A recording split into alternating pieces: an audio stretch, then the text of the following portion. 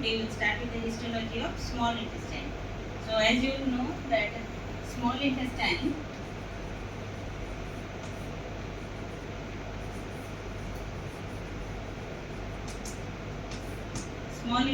includes the main function of small intestine is digestion and absorption. So the length of small intestine is 6 to 6.5 meters. Total length of small intestine is 6 to 6.5 meters, and it includes the duodenum, jejunum and ileum. So the length of duodenum is 25 centimeter, jejunum is 2 to 2.5 meters, and ileum is 3.5 to 4 meters. So the total length of the small intestine is 6 to 6.5 meters, and it is been divided into duodenum, jejunum and ileum. Duodenum is 25 centimeter, the jejunum is 2 to 2.5 meters, and ileum is 3.5 to 4 meters. So now there are certain, since the small intestine is involved in digestion and mainly absorption, so accordingly there are certain modifications in the mucous membrane, mucosa.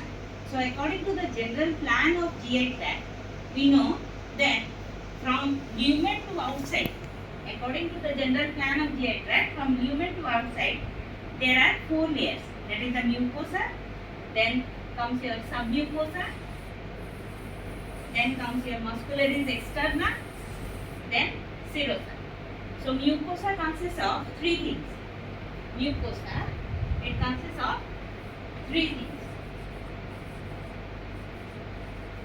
The epithelium, the lamina propria and the muscularis interna. So these 3 things, they comprise the mucosa. Then the second layer is the submucosa, which consists of mucinous plexus. Then the third layer consists of muscularis externa, which consists of inner circular and outer longitudinal layers. And in between the inner circular and outer longitudinal layer, you find the meandric or Orbax plexus. And whole surrounding it is your serosa. So what is the difference between serosa and adventitia? Where the peritoneal lining is there, that we call it as serosa. If it is without peritoneum, only connective tissue lining, we call it adventitia. So all the 4 layers, according to the general plan of GI tract, they are present in the small intestine. But here, only the modification comes in the mucosa. Mainly, it is involved in the absorption. So, mainly the modifications we find in the mucosa. So, what are the modifications we find in the mucosa of small intestine? The mucosa of small intestine. So, when we take a section of duodenum, we find the plica circularis. These are circular folds which take a section grossly. We can see these circular folds, and these are called plica circularis.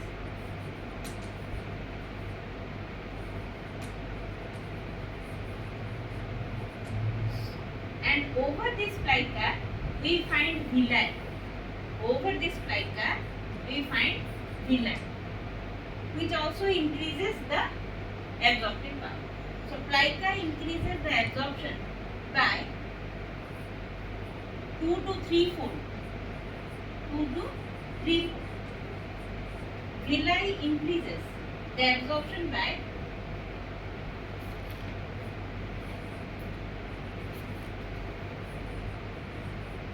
10.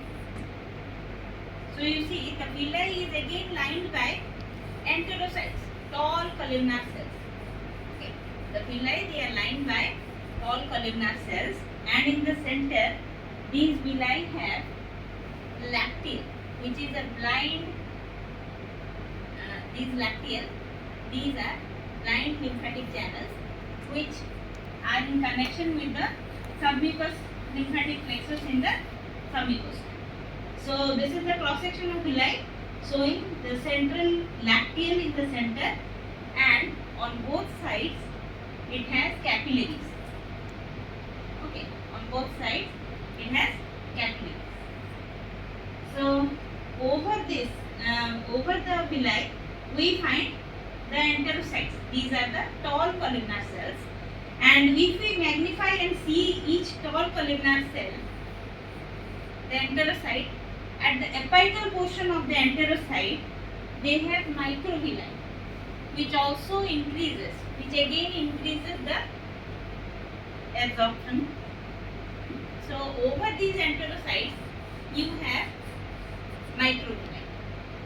So these are, this single enterocyte I have magnified. So over this enterocyte, the apical part of this enterocyte has 3000. Each enterocyte has 3000 to 3500 microvilli over this. So likewise it increases. So the villi, the absorptive power increases by 10-fold, and each microvilli it increases by 20-fold, 20 times. So you see that how the absorptive power, due to this modifications, 3 modifications in the mucosa, how the absorptive power of the small intestine increases. So first is the plica. So what is the difference between plica and villi? What is the difference between plica and villi? The plica, it is an elevation, but it consists submucosa within it. But the villi, it doesn't contain any submucosa. Here you find only lamina propria.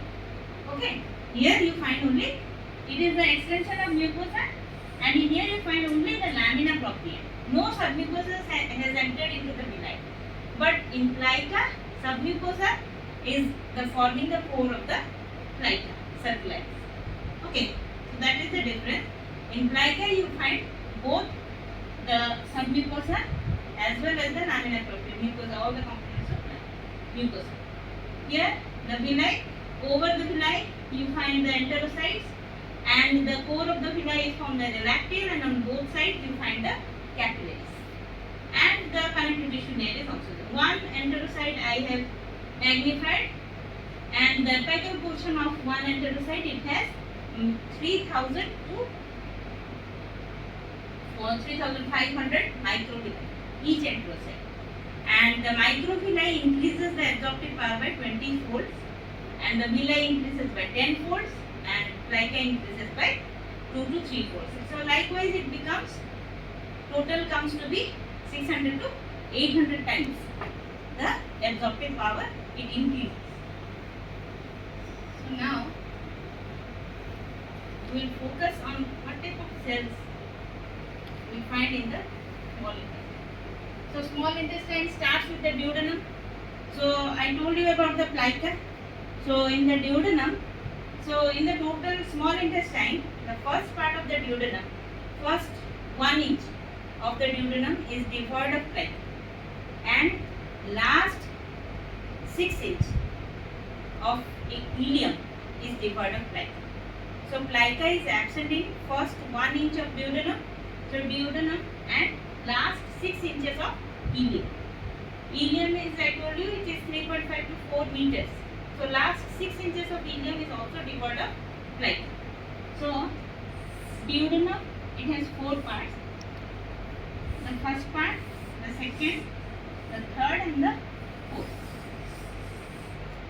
The first part is 2.5 centimeter, second part is 10 centimeter, third part is 10 centimeter, and fourth one is 5 centimeter. So the first part, it is devoid of plica, and within this concavity, and the first part is surrounded by peritoneum on all the sides, and it is mobile. It is the only mobile part of the duodenum, and the rest of the duodenum, they are retroperitoneal, and within the concavity of this duodenum lies the pancreas.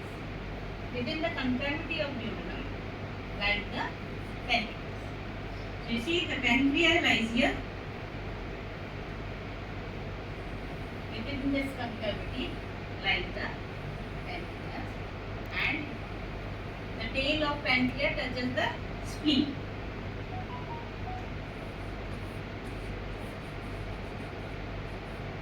So the pancreas, it has a head, a neck, an uncinate process, and body and tail. So mostly the beta cells are confined towards the tail, and your tail, you see that it is related to the hilum of the spleen. So this is how the relation of the duodenum will be, and the bile duct and the pancreatic duct, they both open into the second part of the duodenum. Okay.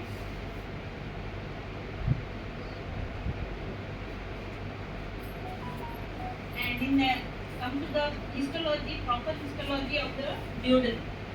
So I told you about the villi. You find the villi. This villi is only characteristic of the small intestine. Nowhere else you find the villi. So there are differences in the villi of duodenum, jejunum, and ileum. So there are structural difference. When you see under the microscope, you will find that the duodenum, I am drawing the histology of the duodenum. So this is a mucosal fold. See, in the duodenum, what do you find? The villi, they are broad, tongue-like. Villi are broad and tongue-like villi.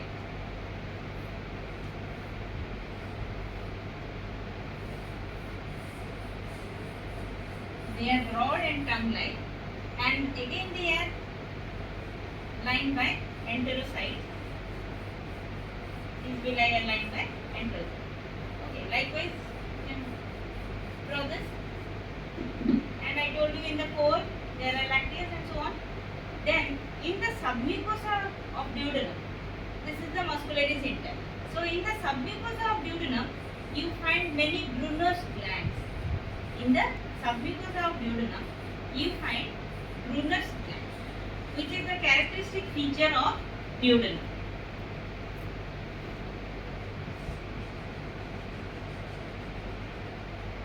Okay. So the villi here in the duodenum, they are the broad, long and broad, and they are lined by enterocytes. And in the submucosa, you find Brunner's glands. And rest all are same. The submucosa, you find the Brunner's gland, then you find the muscularis externa. Likewise, it is all same. But in jejunum, you find the villi are leaf-like. Here it was, the tip of the villi was blunted, but there in jejunum it is leaf-like, and they are large in number, compactly arranged. Here they are but sparsely arranged, but in jejunum, they are compactly arranged and they are leaf-like. In duodenum it was tongue-like villi, in jejunum it is leaf-like villi, and they are compactly arranged. They are more in numbers. But here you don't find, in jejunum you don't find any submucous glands. No glands. No Brunner's glands in jejunum. And in ileum, you find the ileum is clearly distinguished by seeing the pairs patches. And here the villi are thin, finger-like and short.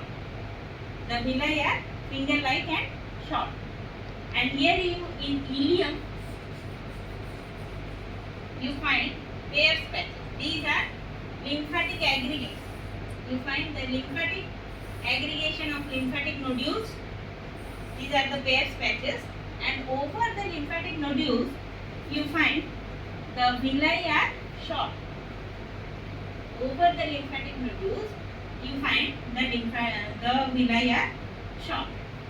There is a so long. Here you find there are short villi over the lymphatic nodules. Okay, and they are also lined by M cells. They are lined by M cells.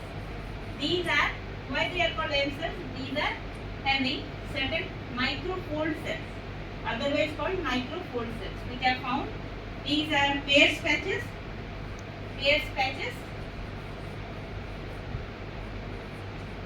which you find in the ileum, and over the Pearce patch, over the lymphatic nodule, the villi are very short and they contain the M cells. They are also called microfold cells. And why they are called microfold cells? Because they have certain pouch like things which holds the lymphocytes and macrophages for defense purpose, because the lymphocytes, and they are antigen transporting cells. We call these M cells as antigen transporting cells, and they have certain pouches which holds the lymphocytes and macrophages. So, what are the other cells? So now, can you differentiate between the duodenum, jejunum and ileum? So according to villi, I told you, the in duodenum it is sparsely arranged and it is tongue-shaped rod, and in jejunum it is compactly arranged leaf-like, and in ileum it is short villi. Why in ileum it is short? Because there is rapid turnover. There is rapid turnover of cells in ileum. So it leads to short villi, and over this villi you find the Pearce patches also, and over the Pearce patches the villi are very short and they have microfold cells, M cells. Okay.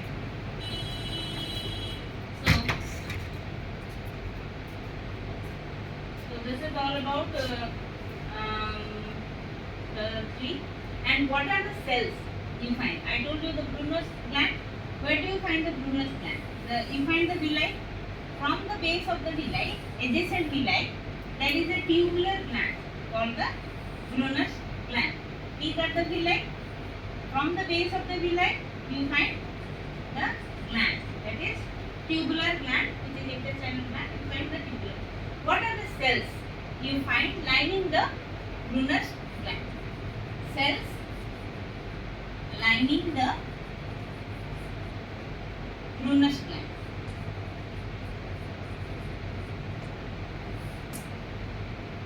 So you find the one type of cell, that is the Paneth cells. Paneth cells. Paneth. Paneth cells. These cells have eosinophilic refractile granules towards the apex, and these Paneth cells mostly you find towards the base of the Brunner's gland, and they liberate differensins. Okay, they liberate differensins, the lysozymes, differensins, TNF alpha.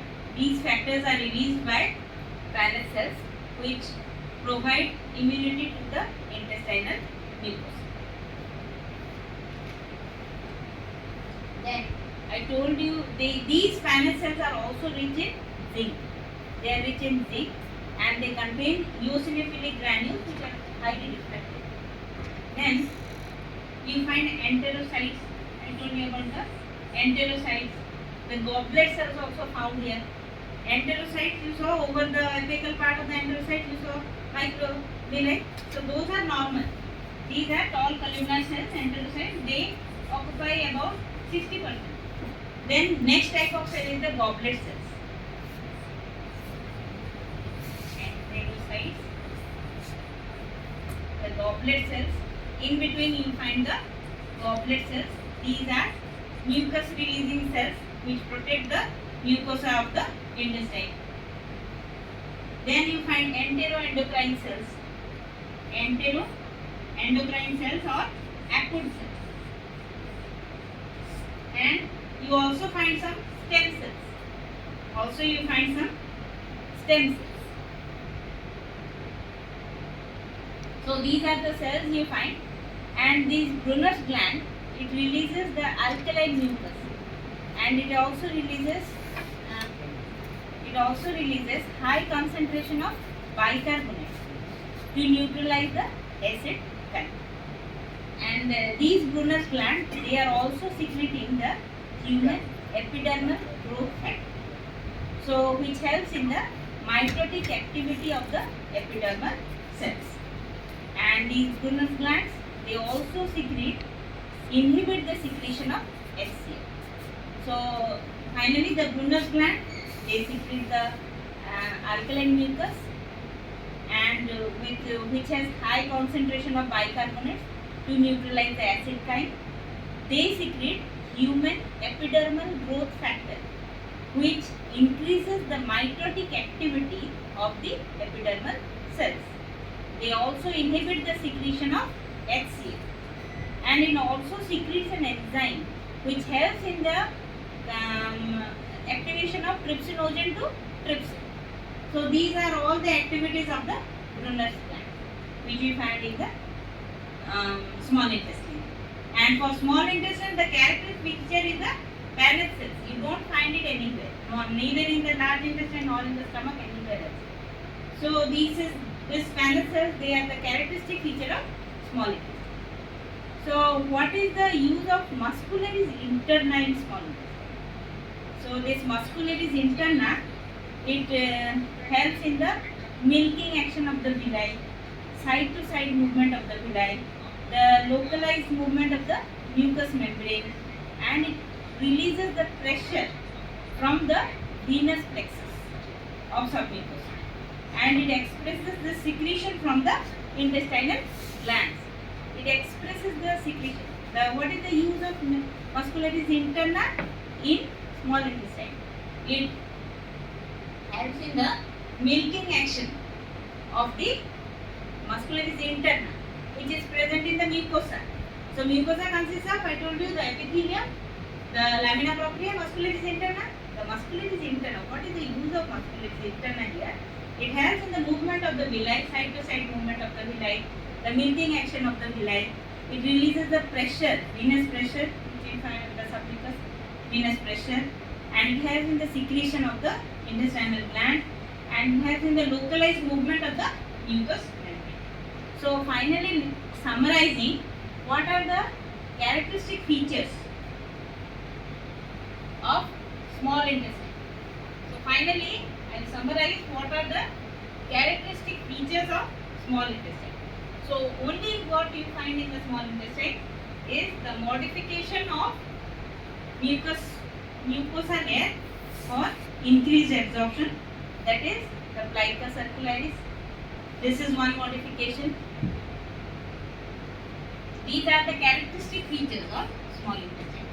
The plica circularis. This is one modification. The next is your, which you don't find anywhere else. The plica, the Brunner's glands.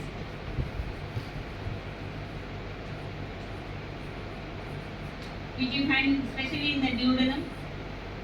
Then the Peyer's patches, which you find in the ileum. The M cells.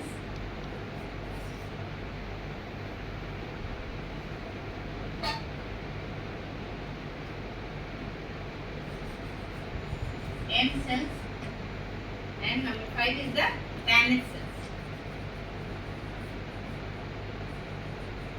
And I told you the plica, it increases the absorptive power by 2 to 3 times, and over each plica there are villi. Villi is another characteristic. Plica, then villi. Villi we write in number 2. So plica, villi, which increases by 10-fold. Then over this villi you have microvilli, which then increases by 20-fold. So these are the structures. And in 3 you write the Brunner's gland, Peyer's patches, microfold cells, and Paneth cells. So all these things you find only in the small intestine. Okay. So this is all about the histology of